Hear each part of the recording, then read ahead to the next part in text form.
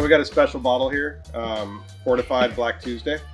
So this is a new style we're trying to do here. So this has got a bar top cork. This beer is also packaged still.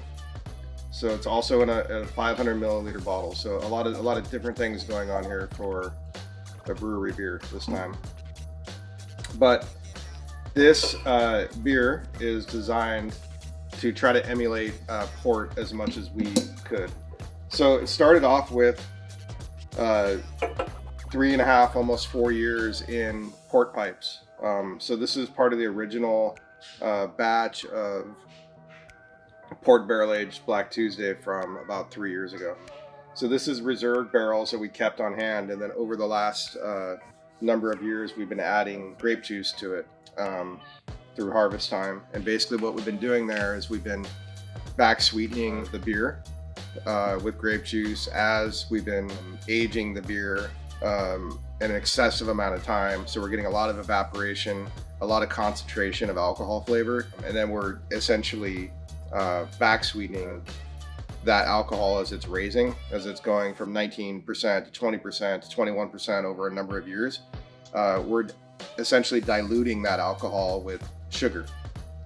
So it's almost the opposite way that you would make a port. The way port is made is you ferment your grape juice. You're fermenting grape juice to a desired amount of alcohol and sugar.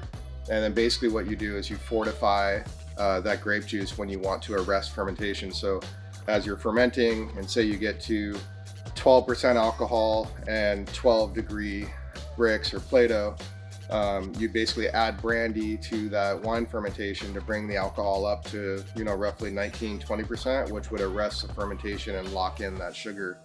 So we're actually kind of doing the opposite of that, but with the goal being to create the same style of end product, something that is stable, that has a high enough ABV where you can't get any fermentation to happen, but then also something that has a high residual sweetness, where all of that residual sweetness is grape sugar. Anyway, that's the concept and the idea behind it, and that's also what the bottle looks like, and the story of how we got it into it and whatnot. But none of that means anything if the liquid in the bottle doesn't speak as well.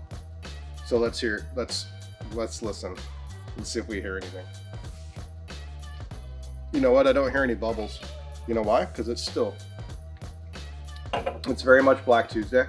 Like it has a roasty, stout character to it. It's never seen bourbon, so it doesn't have any spirit style of aromatics, but it does have a little bit of cellar funk, and that's coming from the port pipes, or the port pipes. Actually, port barrels are about 145 gallon barrels.